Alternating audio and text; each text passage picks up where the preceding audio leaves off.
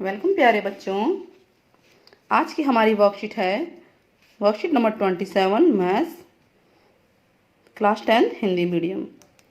निर्देशांक ज्यामिति हम लोग कर रहे थे, उसी का उप विषय विभाजन सूत्र है। यानी नया टॉपिक आपका स्टार्ट हो रहा है। विभाजन सूत्र आपको हम ऐसे समझाते हैं कि मान लीजिए कोई रेखा है, रेखाखंड है ए और बी, इस पे कहीं भी एक बिंदु है सी। तो हमें ये पता लगाना है कि ये वाला अनुपात और ये अनुपात है किस अनुपात में है। ठीक है, या ये हो सकता है हमें ये अनुपात दे रखा हो और हमें सी के बिंदु निकालने हों। ए और बी दे रखे हैं, सी के बिंदु निकालने हैं। चलिए हम एग्जाम्पल से समझते हैं थोड़ा सा कि एक बालकनी है, बालकनी में हैंगिंग गार्डन मुझे बनाना है। हैंगिंग गार्डन जानते हैं ना, लटकता हुआ जो गमले वगैरह लगे होते हैं।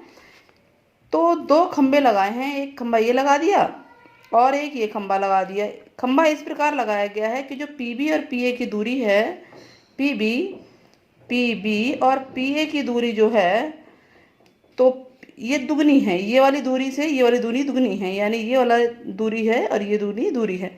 तो हम इसको अनुपात मान लेते हैं, इसको मान लेते हैं 1 और इसको 2, तो ये हो जाएगा m1 और m2। तो यानी m1 अनुपात m2 होगा 1:2, यही होगा ना। 1:2, क्योंकि अगर इसको हम 1 मान रहे हैं तो दूरी दुगनी है। ठीक है, और इस 3 बिंदु हो गए हमारे पास ए, बी और पी। ए के निर्देशांक है x1 y1, इसके हैं x2 y2 और इसके हैं xy। ठीक, तो हम देख रहे हैं कि दो त्रिभुज बन रहा है, एक ए ई पी ए छोटा वाला और एक है पी एफ बी बड़ा वाला। दोनों त्रिभुज में समरूपता कसौटी, जो कि हम पिछली वर्कशीट्स में कर चुके हैं। जो भी नए व्यूवर जुड़ रहे हैं, जो स्टूडेंट्स हैं, वो पिछली वर्कशीट को जरूर देखें, उससे उनको क्लियर हो जाएगा समरूपता की कसौटी। तो ये दोनों त्रिभुज की समरूपता कसौटी में अगर हम ये देखें कि ये ले लेते हैं, ये वाली भुजा m1 छोटे वाले की और बड़े वाले की m2, यही है ना। तो m1 बटा m2 बराबर क्या हो जाएगा, ये भुजा या ये कोई भी एक ले सकते हैं। तो आप जो लेना चाहें, अगर मान लीजिए ये ले रहे हैं, ठीक है, तो क्या होगा बताइए। तो इस पूरे में से ये वाली दूरी को घटा देंगे, या सीधे बोलेंगे कि ये जो है x माइनस x1 बनेगा। x क्या है, देखिए ये x बिंदु है, ये x बिंदु का मतलब कि ये दूरी यहाँ से यहाँ तक की x है और x1 y1 इस पे बिंदु है। तो यानी कि यहाँ पर x1 तो 0 होगा, तो x माइनस x1 0 खैर नहीं लेंगे, हम ये लिखेंगे x माइनस x1 अपॉन ये दूरी कितनी होगी, ये दूरी कितनी होगी बताइए। ये अगर दूरी निकालनी है तो कोई यहाँ से लेकर ये पूरी दूरी है x2। x2 में से ये x दूरी को माइनस कर देंगे, तो ये बन जाएगा x2 माइनस x1। ठीक है, बहुत डिटेल में भी नहीं जाना, इसको सॉल्व करेंगे। ठीक, वैसे y माइनस y1 और y2 माइनस y1 बनेगा। ये है y माइनस y1, ठीक है, पूरा ये हो गया। y में से इतना घटा देंगे तो ये आ जाएगा, ठीक है, इतना हिस्सा। ऐसे इस पूरे में से इतना घटा देंगे, इतना हिस्सा, तो ये वाला आ जाएगा। तो इसको जब हम सॉल्व करेंगे तो हमारे पास एक फॉर्मूला आ जाएगा। सॉल्व की डिटेल में नहीं जाना क्योंकि काफ़ी क्वेश्चंस हैं, कहेंगे तो आप लोग नेक्स्ट वीडियो में हम करा देंगे आपको। विभाजन सूत्र हमारे पास आएगा कि अगर किसी रेखाखंड पे दो बिंदु हैं और एक बिंदु बीच में कहीं भी है, तो उस बिंदु के अगर निर्देशांक निकालने हैं तो फॉर्मूला होगा m1 x2 plus m2 x1, m1 x2 plus m2 x1 upon m1 plus m2। और ऐसे ही ये x का पॉइंट है, x वाले की है, ऐसे y का होगा m1 y2 plus m2 y1 upon m1 plus m2। ठीक है, तो जब ये दोनों निकल जाएंगे तो p x y यानी p के जो पॉइंट हैं x और y दोनों निकल जाएंगे। तो इस फार्मूले को आपको ध्यान में रखना, बहुत ही इंपॉर्टेंट फार्मूला है ये। चलिए इससे रिलेटेड हम क्वेश्चन करते हैं। p बिंदु निकालना है, एक रेखाखंड ए बी है, ए बी बना लेते हैं रफली, ये ए बी -6 10। ठीक है, ये हो गया x1 और y1, ठीक है, यही होगा ना। और इस पे कहीं भी p बिंदु है, मान लीजिए यहाँ है p, 2:7 में हो रहा है, यानी ये 2 है और ये 7 है, तो यानी m1 और m2 का रेशियो हो गया 2:7। और x1 y1 है -6 और 10, टेबल के रूप में लिख दिया। ठीक वैसे ही x2 y2 कितना है हमारा 3 और -8, ये है x2 और y2। तो ये x2 है 3 और y2 है -8। इतना क्लियर हो गया। अब फॉर्मूला क्या है m1x2 + m2x1 upon m1 + m2। ठीक वैसे ही m1y2 + m2y1 upon m1 + m2, ये मल्टीप्लाई में है। अब m1x2 यानी m1 यानी 2 है, 2 को x2 -6 से सॉरी x2 कहाँ है, ये रहा 3 है, 2 को -3 से गुणा करेंगे। ठीक है, m2 × x1, m2 7 है, इसको 6 से गुणा कीजिए, 7 गुणा -6, तो ये हो गया 2 तियाँ 6, 2 तियाँ 6 और 7 6 42 माइनस का। अब 42 में से 6 घटा दीजिए। ठीक है, तो 42 में से 6 घटाएंगे सीधे 36 आ जाएगा, 36/9 हो जाएगा। तो कितना आंसर आया 9 चौक 36, ये वाला आ गया x का पॉइंट। ऐसे ही y वाला कीजिए m1y2, m1 क्या है, m1 क्या है 2 और y2 है -8, तो 2 गुणा -8।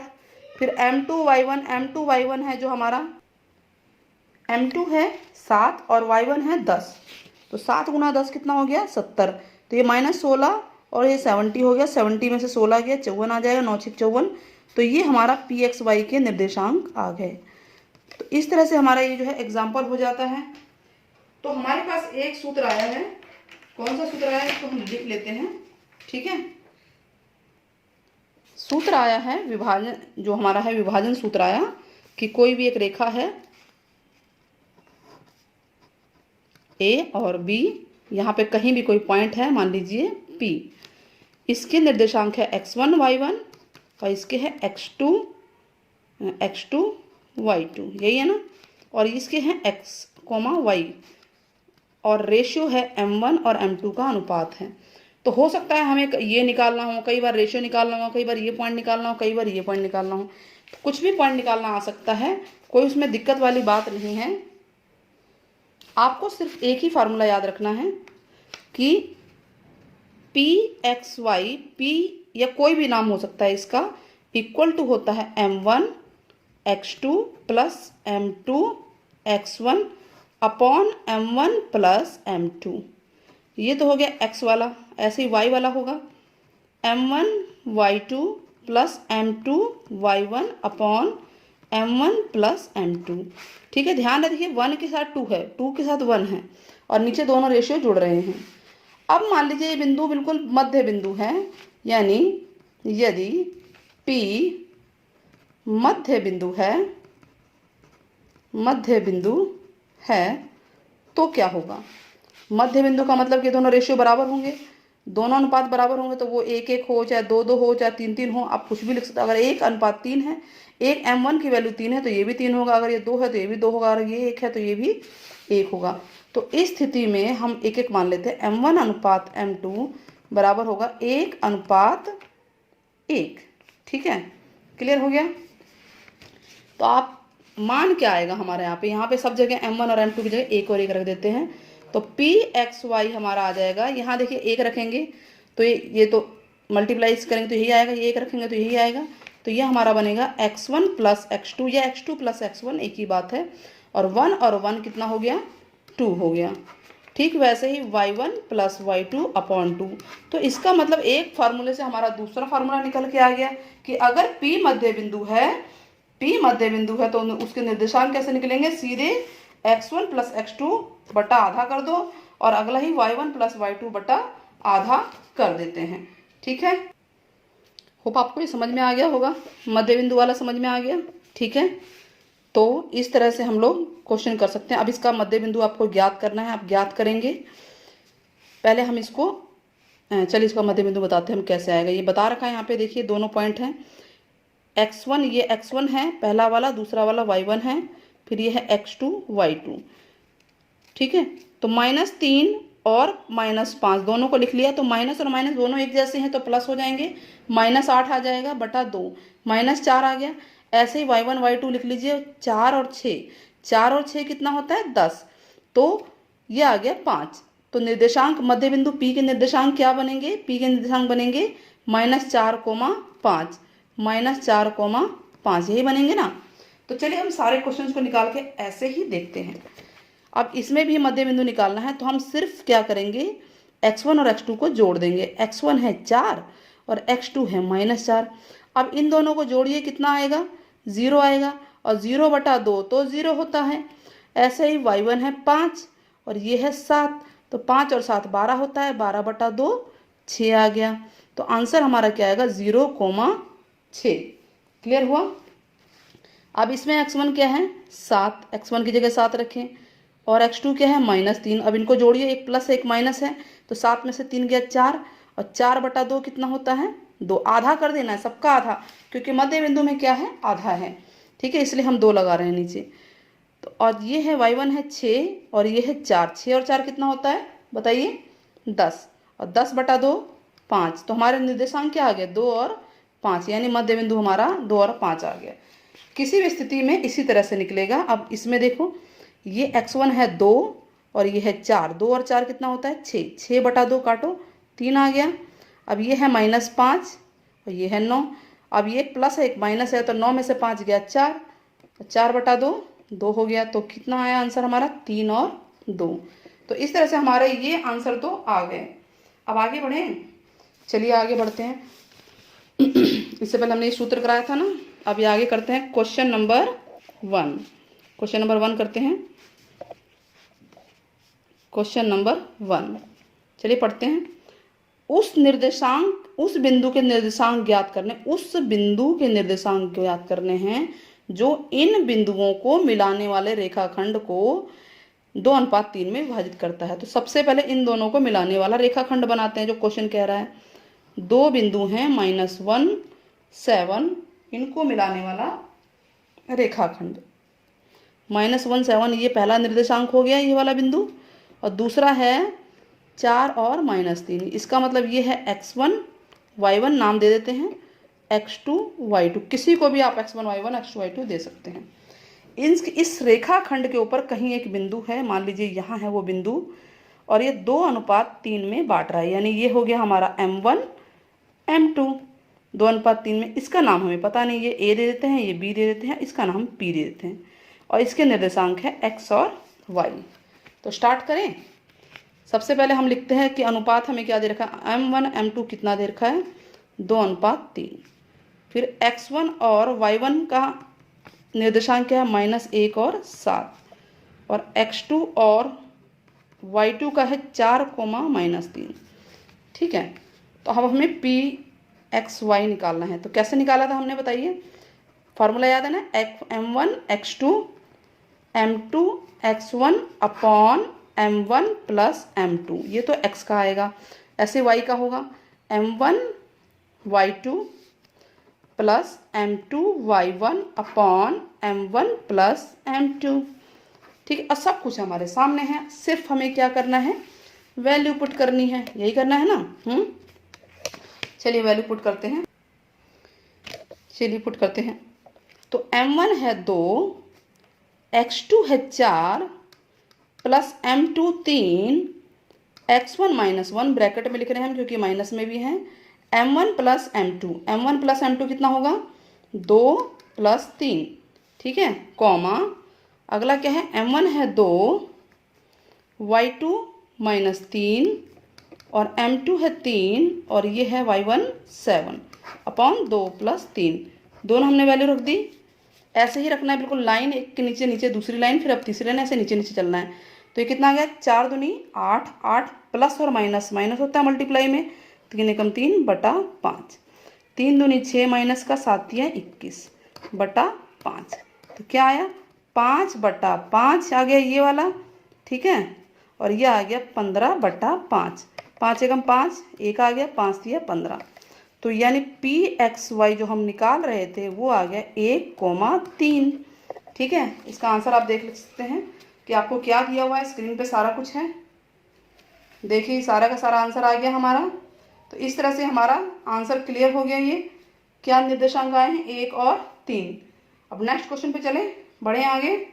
चलिए आगे बढ़ते हैं। क्वेश्चन नंबर 2, वह अनुपात ज्ञात करो, यानी इस बार हमें अनुपात निकालना है जिसमें रेखाखंडों को मिलाने वाले बिंदु को इस बिंदु द्वारा विभाजित किया जाता है। ये बिंदु यानी विभाजित कर रहा है।